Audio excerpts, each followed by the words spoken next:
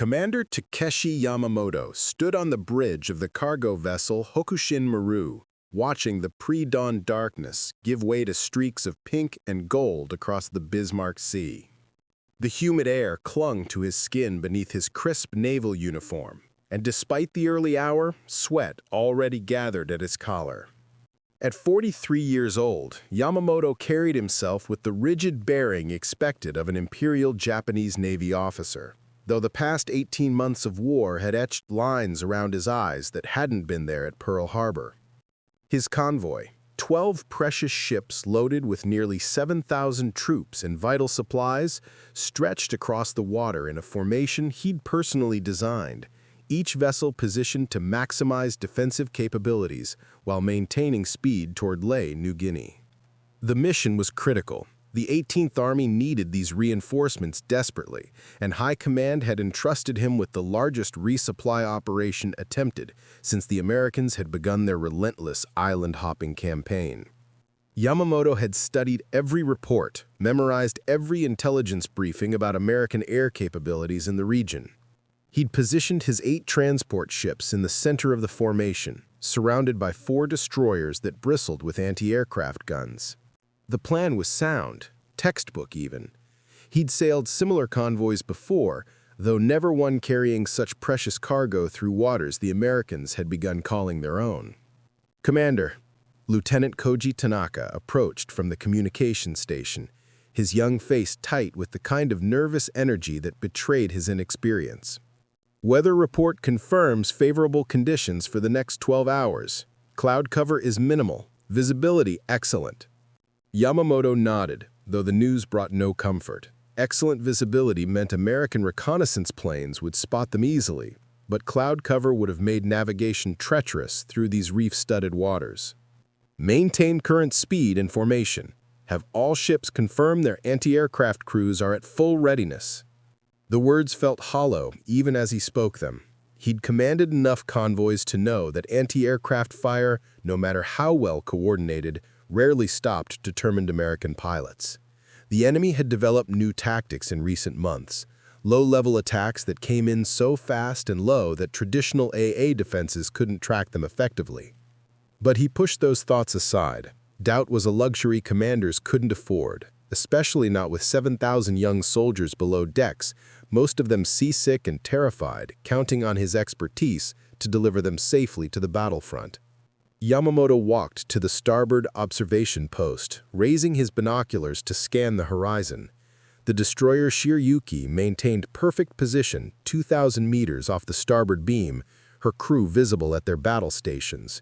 Beyond her, he could make out the silhouettes of the transport ships Teo Maru and Nojima, each carrying nearly 800 troops. The sight should have filled him with pride, such a magnificent assembly of imperial might, but instead an inexplicable unease settled in his chest like a stone. He'd felt this sensation once before, 3 years ago during fleet exercises off Formosa. The morning had been similarly perfect, visibility crystal clear, and then the weather had turned with shocking violence, scattering his formation and nearly capsizing 2 destroyers. He'd learned then to trust his instincts, the subtle wrongness that experienced sailors developed after years at sea. But what could be wrong now? His formation was textbook perfect, his crews were well trained, and intelligence suggested the nearest American airbase was over 300 miles away, far beyond the effective range of their bombers, or so the reports claimed. "Sir," Tanaka returned, this time holding a decoded message flimsy. "From Arashio, Captain Sugimoto reports a possible radar contact, bearing 0905, range indeterminate. Contact was brief, possibly atmospheric interference." Yamamoto's jaw tightened. Arashio was his lead destroyer, equipped with the latest Type 21 air search radar, equipment that was supposed to give them advance warning of aerial threats. "Tell Sugimoto to maintain heightened alert status. If he gets another contact, I want to know immediately, no matter how uncertain." The morning continued its inexorable march toward full daylight.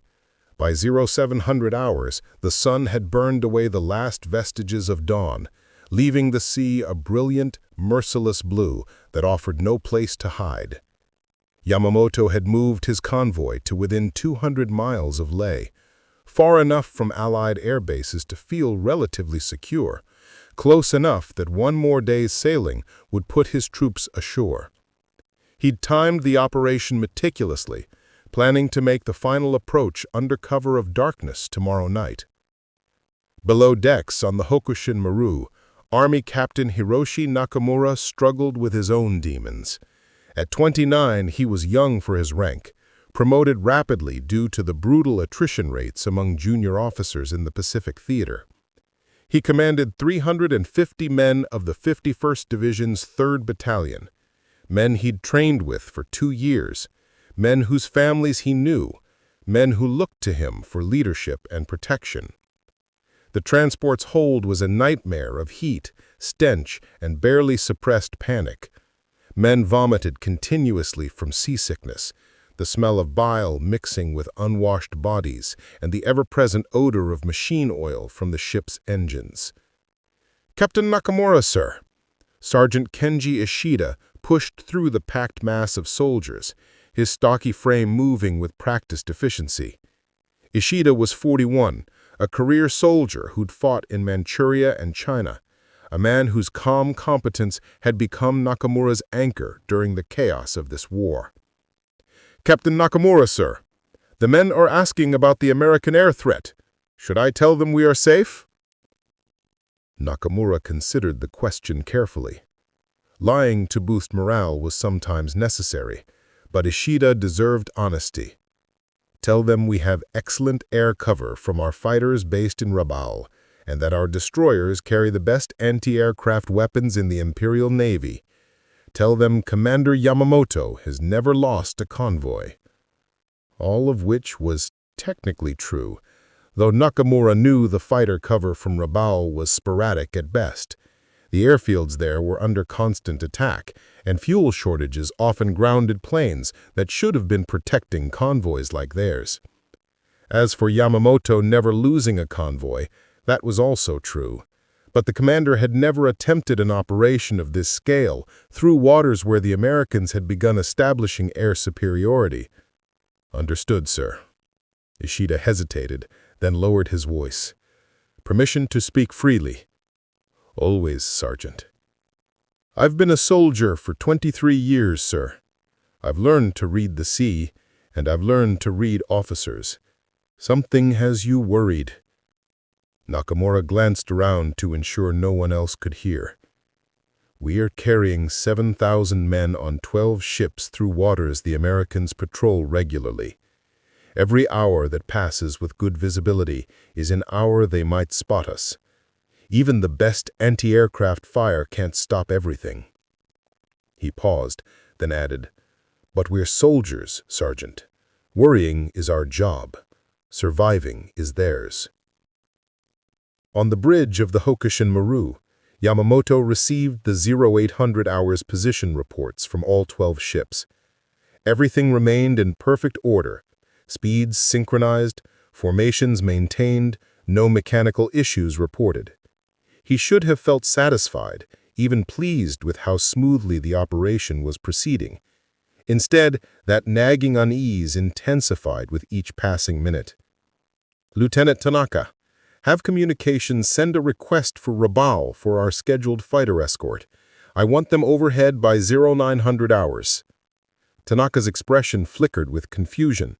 "Sir, the scheduled escort isn't due until 1100 hours according to the operational plan." "I'm aware of the plan. I'm also aware that plans can be modified when circumstances warrant. Send the request." The young officer hurried to comply, and Yamamoto returned his attention to the horizon. Somewhere out there beyond the curve of the Earth, American intelligence officers were plotting Japanese ship movements on maps. American pilots were being briefed on potential targets. American crews were loading bombs and checking ammunition. The question wasn't whether the Americans knew about his convoy. They almost certainly did, through submarines, reconnaissance planes, or intercepted communications. The question was whether they could reach him before he reached Leh. 300 miles to the southeast, at Port Moresby Airfield, that question was being answered. Major Richard Duke Hendricks stood in the operations briefing room, his 6-foot frame bent over a map table, covered with aerial reconnaissance photographs and tactical overlays. At 32, Duke had logged over 800 combat hours flying B-25 Mitchell bombers, more than any other pilot in the 5th Air Force.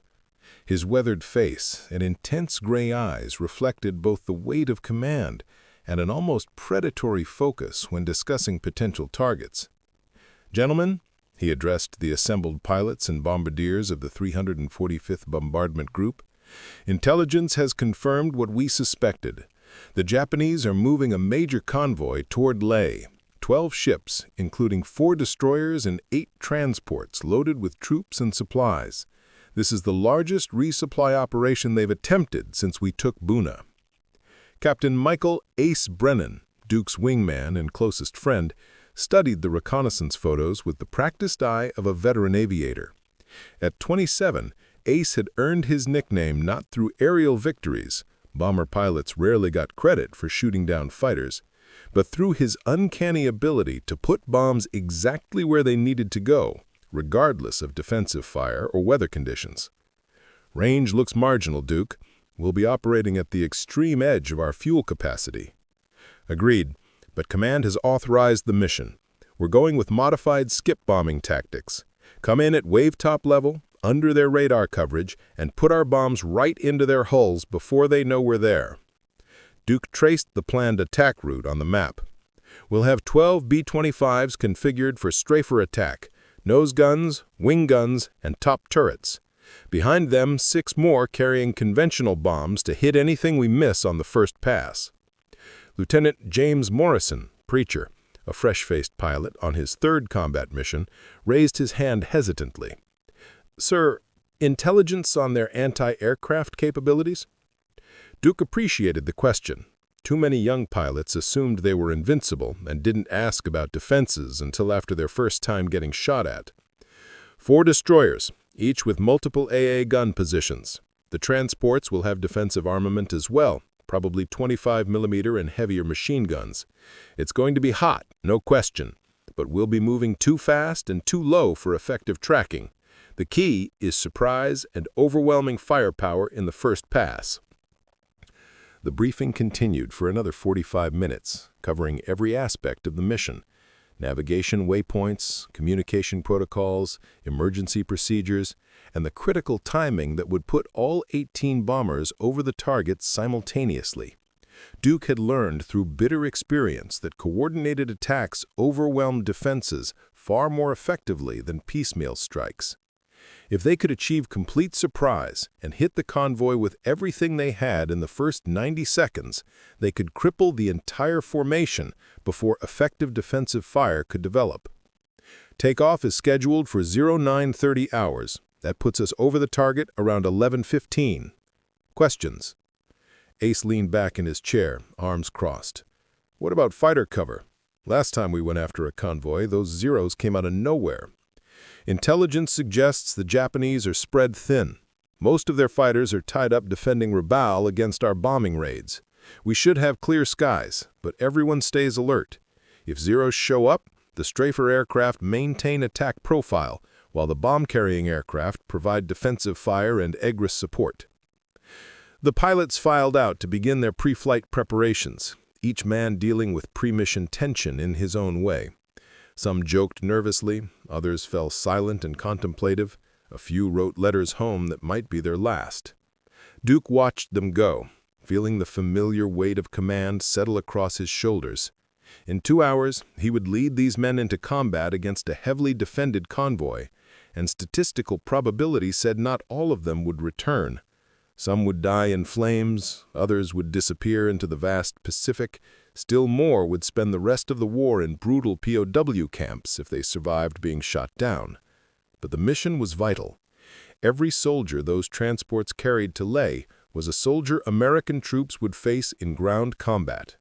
Sinking those ships wouldn't just be a tactical victory. It would save American lives in the battles to come.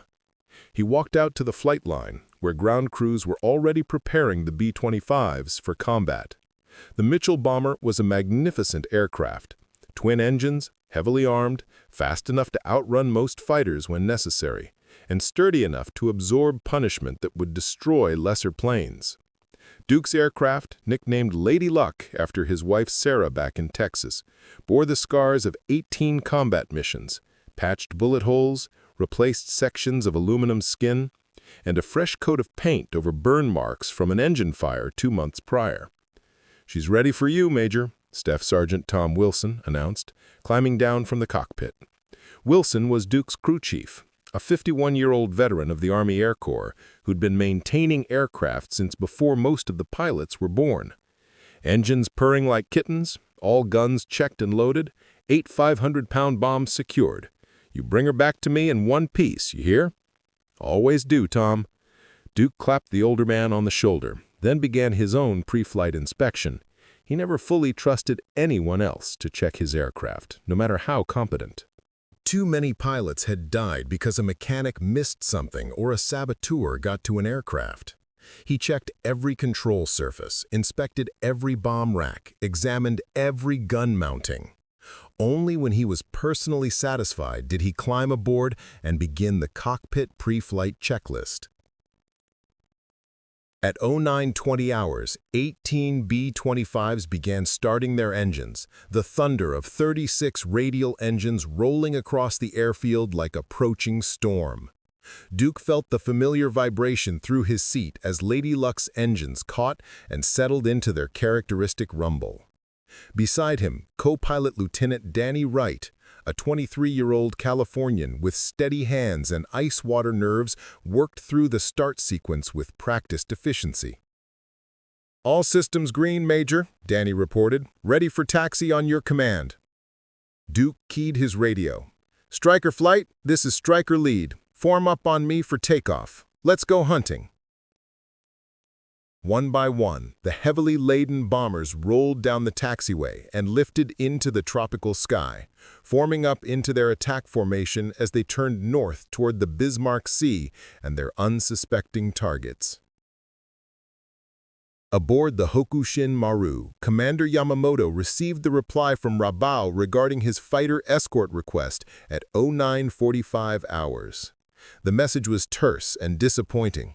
Due to ongoing operations against Allied positions, the scheduled 1100 hours fighter cover could not be advanced. The convoy would have to wait another 75 minutes before friendly Zeros arrived overhead.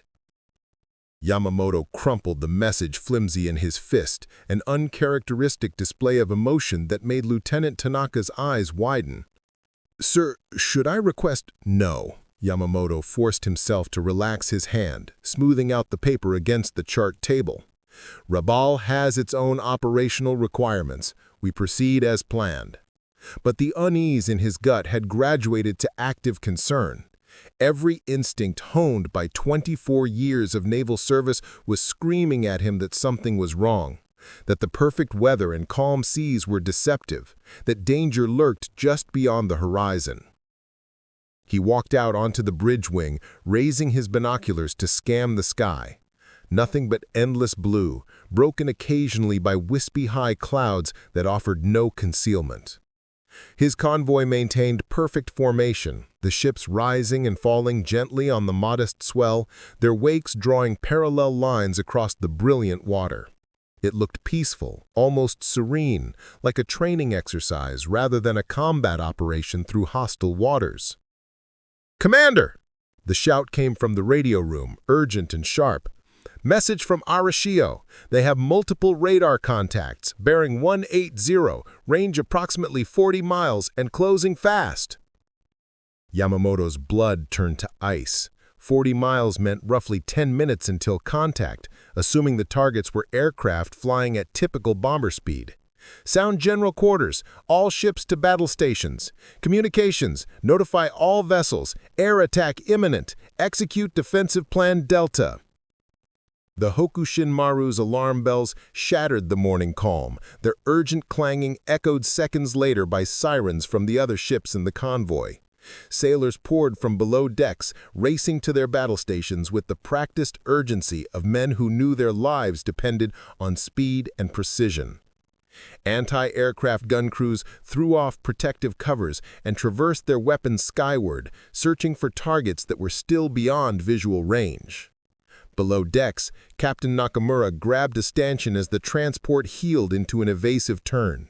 Around him, 350 soldiers who'd been lounging in miserable boredom suddenly came alert, hands reaching for rifles and equipment with reflexive urgency.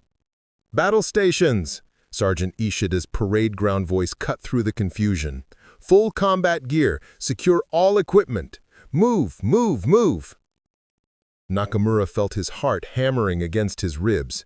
He'd survived 2 years of ground combat in China, faced artillery barrages and human wave assaults, but this was different. On land, a soldier could dig in, find cover, fight back effectively. Trapped in the steel coffin of a transport ship, there was nothing to do but wait and hope the naval gunners could stop whatever was coming. The helplessness of it gnawed at him, a special kind of terror he'd never experienced before. "Captain!" Private First Class Yuki Tanabe pushed through the crowd, his young face pale beneath his helmet. At 19, Tanabe was the youngest soldier in the battalion, a farmer's son from Hokkaido who'd been drafted 6 months ago. "Are we going to die?" The question hung in the fetid air of the hold, and Nakamura could feel hundreds of eyes turning toward him, desperate for reassurance. He thought about lying, about offering comfortable platitudes, but Ishida's earlier words echoed in his mind. These men deserved honesty. "I don't know, Private, but I know this. We're soldiers of the Imperial Japanese Army. We've trained for war, we've prepared for combat, and whatever happens in the next hour, we face it with courage and discipline. Now get your gears secured and prepare to abandon ship if ordered. Move." The honest answer seemed to steady the men more than false promises would have. They turned to their equipment with purpose, each soldier dealing with fear in his own way, some through frantic activity, others through rigid stillness, a few through whispered prayers to ancestors and gods.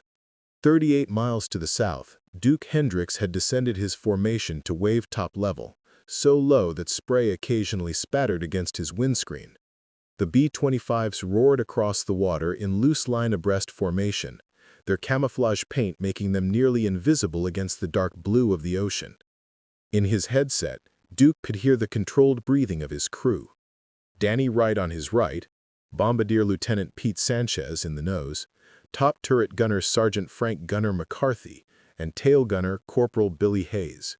5 men, bound together in 10 tons of aluminum, plexiglass, and high explosives, racing toward mortal combat at 260 miles per hour. "Lead, this is Baker 2-6. Ace Brennan's calm voice crackled over the radio.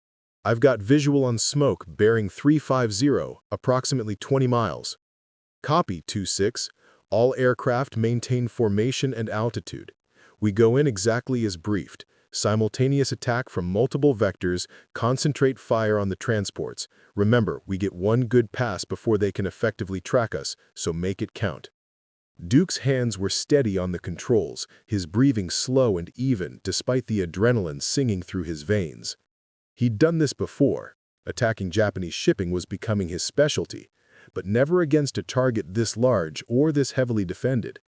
4 destroyers meant potentially dozens of anti-aircraft guns, from 25mm automatic cannons to heavy machine guns to the main battery weapons that could be depressed for surface fire.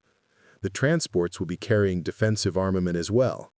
He and his crews would be flying into a storm of metal that would turn the sky into a death trap. But they had advantages the Japanese didn't fully appreciate. The B-25 Strafer configuration was a revelation in close support aviation.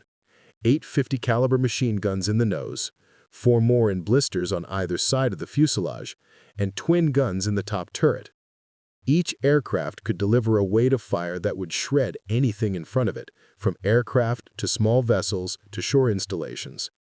Combined with skip bombing, releasing bombs at wave-top levels so they skipped across the water like stones before slamming into target hulls, the modified B-25s were ship killers unlike anything the world had seen before. 10 miles, Danny announced, his eyes fixed on the navigation chart and stopwatch. Pete Sanchez, lying prone in the bombardier position in the aircraft's nose, suddenly keyed his intercom. "Tally-ho! I've got ships, 12 o'clock level, range approximately 8 miles. Count—" "Jesus, Duke, there's a lot of them." Duke eased his aircraft up slightly, just enough to see over the horizon. His breath caught in his throat. The Japanese convoy was spread across several square miles of ocean, a magnificent and terrible sight. Destroyers on the flanks, fat transports in the center, all of them making approximately 12 knots on what looked like a northwesterly heading. The morning sun glinted off their superstructures and made their wakes brilliant white against the dark water. "All aircraft, this is lead. I confirm visual on targets. Execute attack pattern Alpha. Strafers on the transports, bomb aircraft on the destroyers. On my mark. 3, 2, 1, mark." 18 B-25 Mitchells broke formation simultaneously, spreading across a 5-mile front as they accelerated to attack speed. Duke pushed his throttles forward, feeling Lady Luck surge ahead as her engines roared. His target with the largest transport in the formation, a vessel that looked to be 7,000 or 8,000 tons, probably carrying close to 1,000 soldiers. 2 miles, Pete called out. Bombs armed and ready, guns charging. Duke could see the Japanese ships clearly now, could make out individual sailors on their decks, could see the anti-aircraft guns swinging toward his approaching aircraft. For a few seconds more, he existed in that strange bubble of time before combat truly began, when everything was still potential energy waiting to be released. Then the first tracer rounds arced across the water toward his aircraft, and all hell broke loose.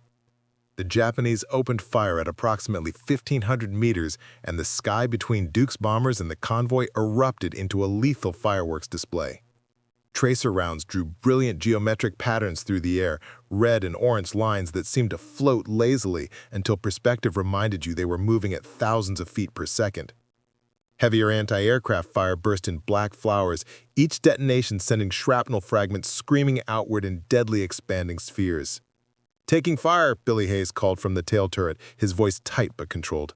"Looks like the destroyer on the starboard flank is tracking us." Duke didn't acknowledge. His entire focus had narrowed to the growing silhouette of the transport ship dead ahead. His hands made minute adjustments to the controls, bringing the aircraft into perfect alignment. At wave-top level, even a moment's inattention could drive the bomber into the ocean, but flying this low was their only advantage against the withering defensive fire. 1,000 meters, Pete announced. 800, 600. The transport loomed huge in Duke's windscreen now, sailors visible on deck scrambling for cover, faces turned upward in terror at the approaching bomber. Duke's thumbs settled on the firing buttons mounted on his control yoke. "Now!" Duke pressed the triggers and felt Lady Luck shudder as 8.5 caliber machine guns in the nose erupted simultaneously. The effect was devastating. 8 streams of armor-piercing and incendiary rounds, each gun firing over 800 rounds per minute, converged on the transport's superstructure like a concentrated tornado of metal.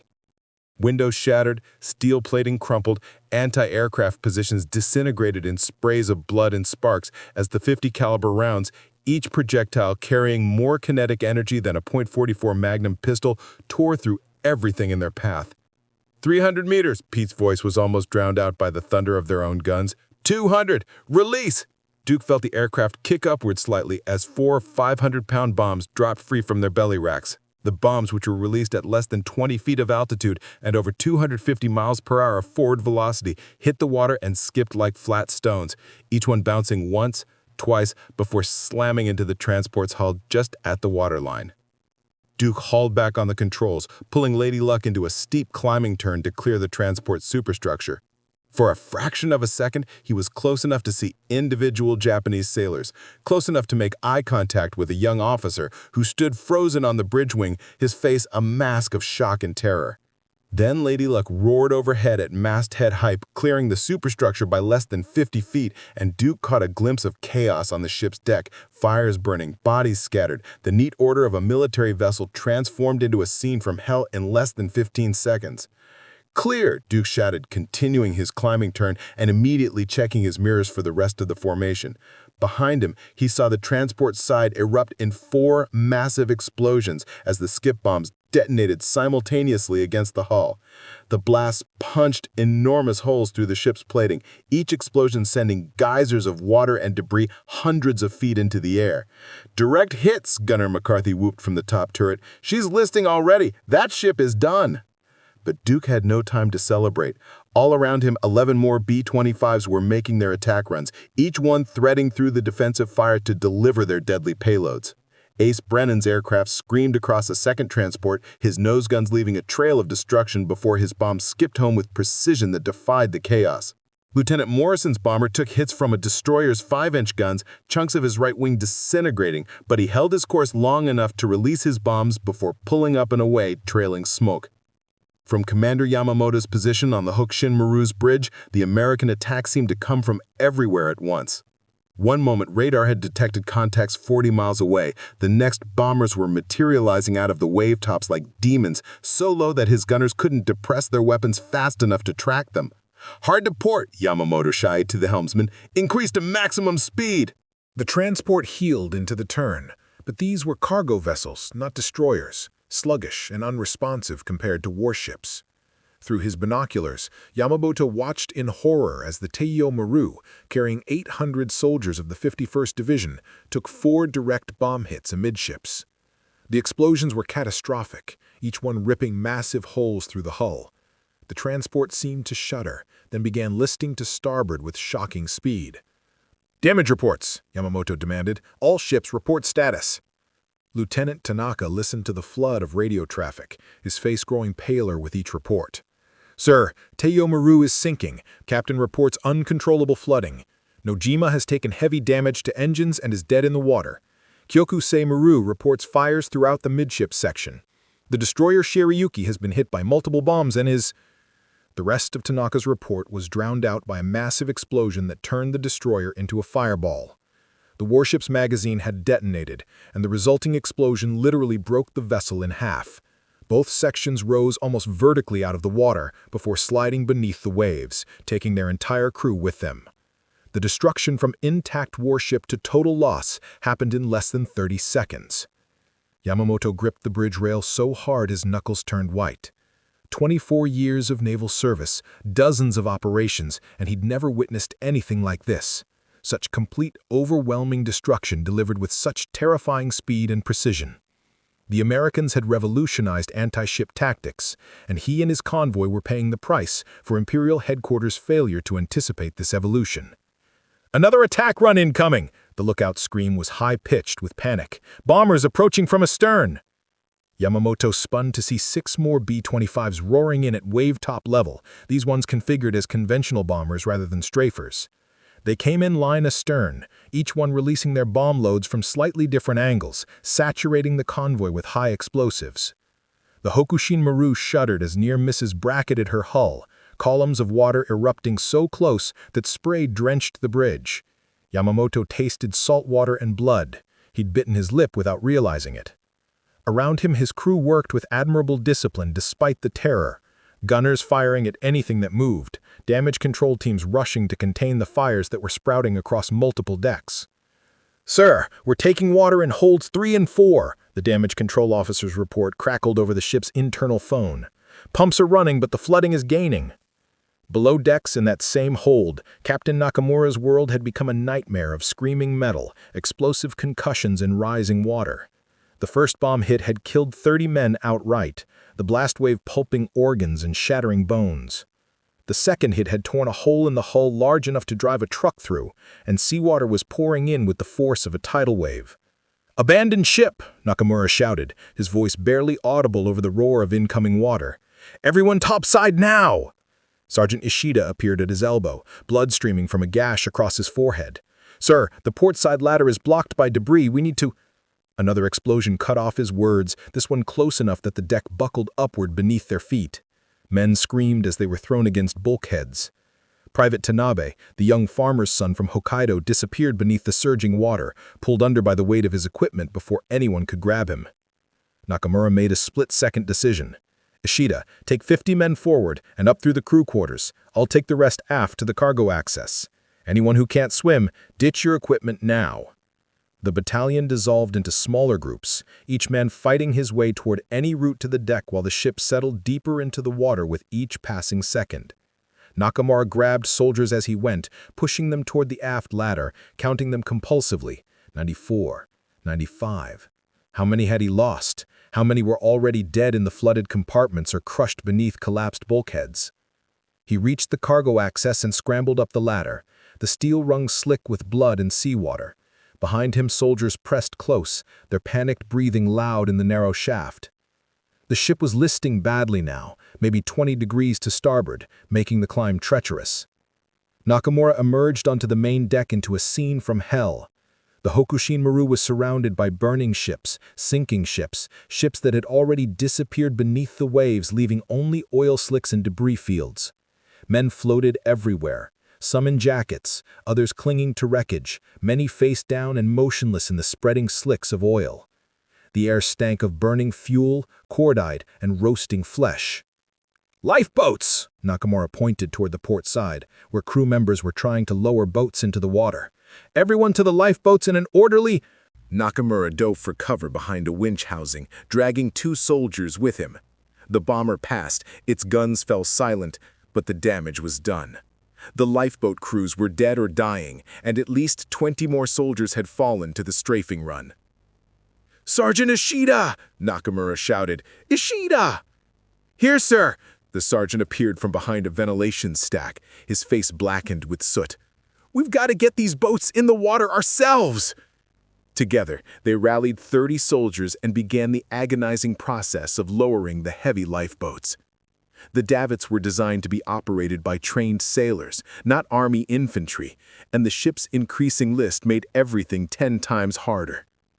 Twice the boat they were lowering slammed into the hull, nearly capsizing before they even hit the water. "Lower away," Nakamura ordered. "Steady! Steady!" The ship lurched as another section of the hull gave way to flooding. The lifeboat dropped the final 10 feet into the water with a tremendous splash, but it remained upright. Small mercies in the midst of catastrophe. "Into the boats!" Nakamura began organizing the evacuation, grabbing men and pushing them toward the rope ladders. "Officers last. NCOs, maintain order." The attack lasted exactly 15 minutes from first contact to final bomb release. Though for the men caught in its fury, time had become meaningless, stretched and compressed by adrenaline and terror into something that felt both instantaneous and eternal. Commander Yamamoto clung to the bridge rail of the dying Hoshin Maru, watching his convoy disintegrate around him. Of the 12 ships he'd commanded with such confidence just an hour ago, 7 were already beneath the waves. 3 more were burning at listing, their fate sealed even if the pumps kept running. Only 2 transports remained marginally seaworthy, and even those bore the scars of multiple bomb hits and strafing runs. "Sir, we must abandon ship!" Lieutenant Tanaka grabbed his commander's arm, his young face streaked with tears and soot. "The list is approaching 30 degrees. She'll capsize any minute." Yamamoto wanted to refuse, wanted to go down with his ship like commanders in the old stories. But he could hear the screams of dying men below decks, could see soldiers throwing themselves into the oil-slicked water in desperate attempts to survive. His death would serve no purpose except his own pride. And these men, the survivors, however few, would need leadership in the hellish hours to come. "Give the order," Yamamoto said, his voice hollow. All hands abandoned ship. The evacuation was chaos, barely contained by discipline. Sailors and soldiers fought their way to the rails, some finding lifeboats, others settling for anything that would float, wooden planks, empty ammunition crates, even the bloated corpses of their comrades. The water was a nightmare of burning oil, debris, and sharks that had already begun to circle, drawn by blood and the promise of easy feeding. Yamamoto made his way to the starboard side, where a handful of officers were organizing the last lifeboat. He glanced back at the bridge one final time, at the neat charts and instruments that seemed so important just minutes ago. All that planning, all that precision rendered meaningless in 15 minutes of American fury. "Commander, into the boat!" Tanaka practically shoved him toward the rope ladder. Yamamoto climbed down, his hands numb on the rough hemp. The lifeboat was already overcrowded. Designed for 30, it held at least 50 men pressed together like sardines. As soon as Yamamoto dropped into the boat, willing hands pushed off from the sinking transport. They'd barely gotten 50 meters clear when the Hoshin Maru's boilers exploded.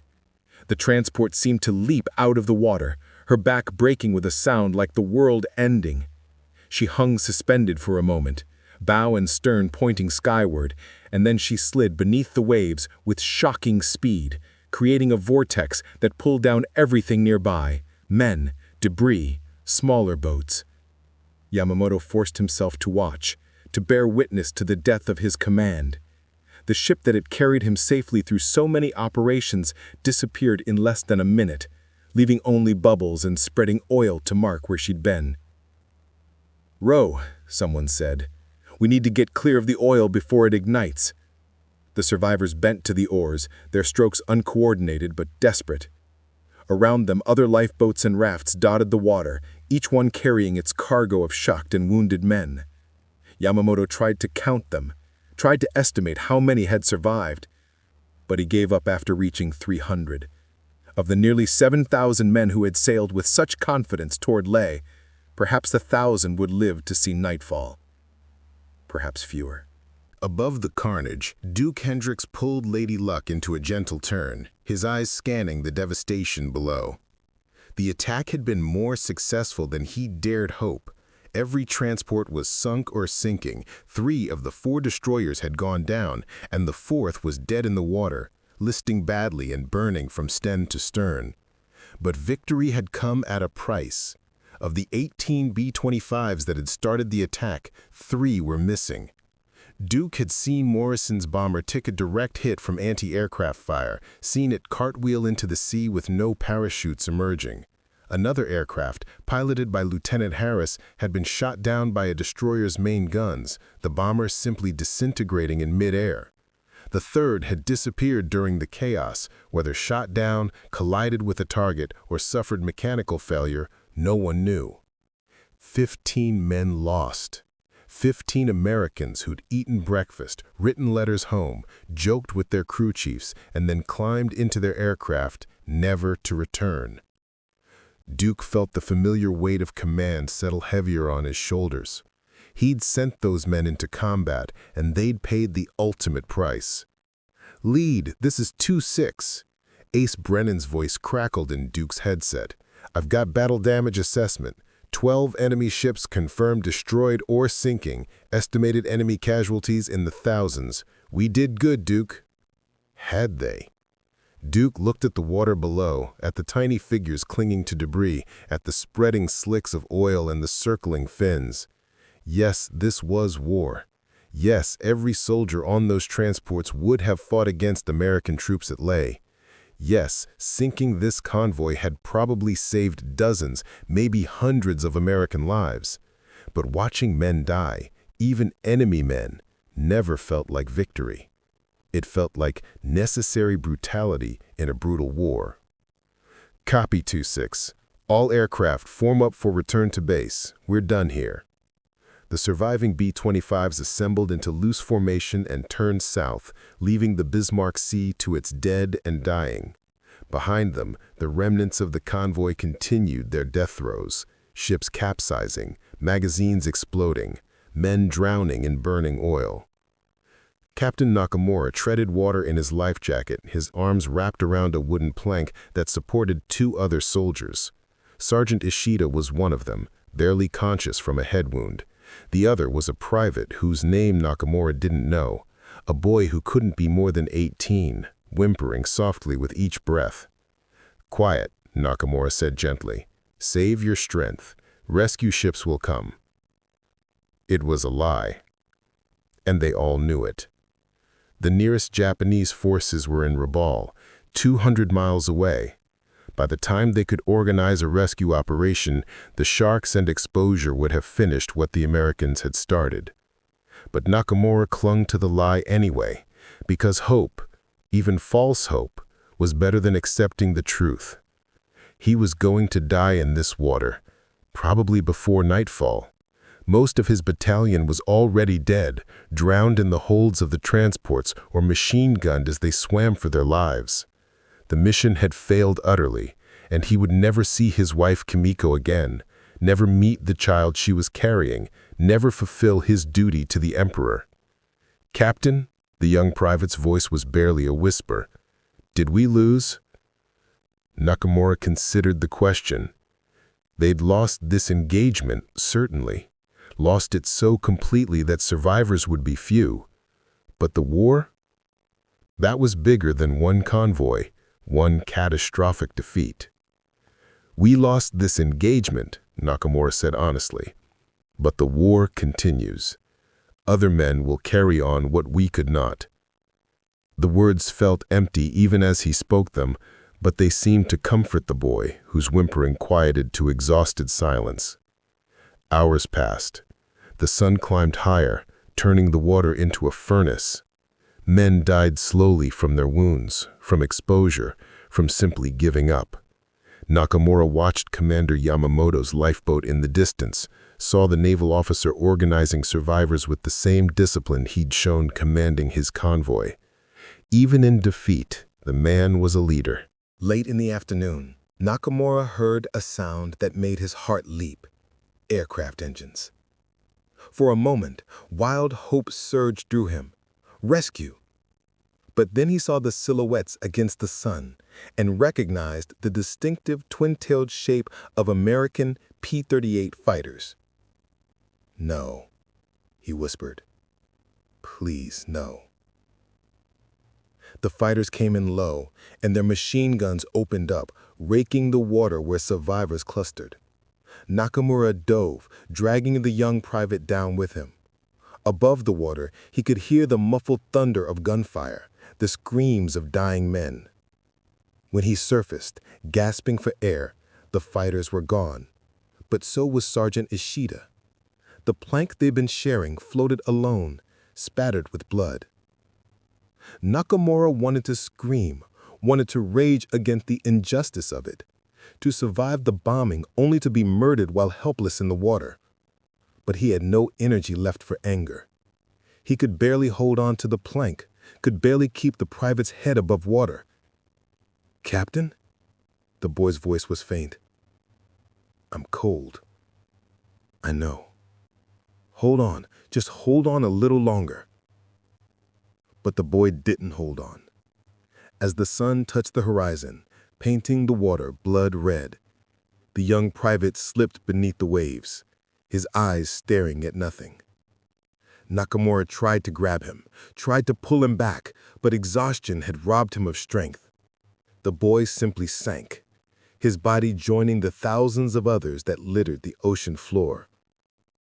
Nakamura floated alone now, clinging to his plank, watching night fall over the Bismarck Sea. In the distance, he could see lights, destroyers or submarines. He couldn't tell which, but they weren't coming closer. No one was coming to save him. He thought about Kimiko, about the letter he had written before boarding the transport, about the child who would be born without ever knowing their father. He thought about his soldiers, about the men who trusted him to lead them safely to Lae. He'd failed them all. "I'm sorry," he whispered to the darkness. "I'm so sorry." Nakamura closed his eyes and simply let go. Duke Hendricks stood in the debriefing room at Port Moresby, his flight suit still reeking of cordite and sweat, and provided his after-action report to the intelligence officers who hung on every word. Behind him, the surviving pilots and crews did the same, each man recounting their piece of the battle while clerks took frantic notes. 12 ships confirmed destroyed. Estimated enemy casualties between 6,000 and 7,000. Gentlemen, you've just delivered one of the most devastating tactical victories in the Pacific theater. The assembled airmen received the news in silence. There was no cheering, no celebration. They'd done their job, and men had died on both sides. That was the reality of war, stripped from propaganda and glory. "What about our losses?" Duke asked quietly. Colonel Richard's expression sobered. 3 aircraft confirmed lost. 15 men missing in action, presumed killed. Lieutenant Morrison's crew, Lieutenant Harris's crew, and Lieutenant Chen's crew. None were seen to bail out. Duke nodded slowly, committing the names to memory. Morrison, the young pilot who'd asked about anti-aircraft defenses. Harris, who had been planning to propose to his girl back in Nebraska when the war ended. Chen, who'd flown on Duke's wing during the Buna campaign and saved his life when Zeros jumped them over Salamaua. Good men. Dead men. The Japanese will think twice before attempting another convoy operation of this scale. You've effectively isolated their garrison at Lei, cut them off from reinforcement and resupply. The strategic implications are enormous. The strategic implications. I suppose that was important to the men who moved pins on maps and planned campaigns. For him, the strategic implication was that 15 American airmen were dead. And somewhere in Texas, Sarah was going to receive telegrams informing families that their sons and husbands weren't coming home. "Dismissed," Colonel Richard said. "Get some rest. You've earned it." The crews filed out silently. Duke found Ace Brennan waiting outside, the younger pilot's usually cheerful face drawn and tired. "Rough day," Ace said. "Yeah." They stood together in comfortable silence, 2 men who'd seen too much death to need words. Finally, Ace spoke again. Morrison was a good kid. He was going to be a teacher after the war, wanted to coach high school football. Wars are measured in strategic objectives achieved, territory gained, enemy capabilities destroyed. The Battle of the Bismarck Sea was a complete tactical and strategic victory for the Allies. A major Japanese convoy annihilated, thousands of enemy troops prevented from reinforcing critical positions. The maritime supply route to New Guinea effectively closed. But wars are also measured in other ways. In the letters that arrive at farmhouses in Hokkaido, informing parents that their youngest son is never coming home. In the nightmares that wake bomber pilots at 3 a.m. 30 years after the war ended. In the children who grow up without fathers, the wives who grow old without husbands, the mothers who bury sons who should have buried them. For 15 minutes, on March 3, 1943, men fought with courage and desperation in the waters of the Bismarck Sea. Some of them were heroes. Some were victims. Most were simply young men caught up in forces beyond their control, doing their duty as they understood it, dying far from home for causes that seemed vitally important in the moment and somehow less clear with the passage of time. The battle is remembered now mostly by historians and military enthusiasts, studied for its tactical innovations and strategic implications. But it should also be remembered for what it cost. The thousands of individual tragedies that statistics can never capture, the human price paid by men on both sides who deserved better than to die in burning ships or bullet-riddled bombers over a patch of ocean most had never heard of before the war sent them there. Commander Yamamoto and Duke Hendricks never met, though they were connected forever by those 15 minutes when their lives intersected in violence over the Bismarck Sea. They would have had more in common than either might have admitted. Both were professional officers doing their duty. Both cared deeply about the men under their command. Both were haunted by the deaths they'd witnessed and caused. In the end, that's what war is. Not glory and honor, but human beings destroying other human beings for reasons that make sense on maps and in conference rooms, but fall apart when you're watching men drowned in burning oil or pulling mangled bodies from crashed bombers over a patch of ocean most had never heard of before the war sent them there.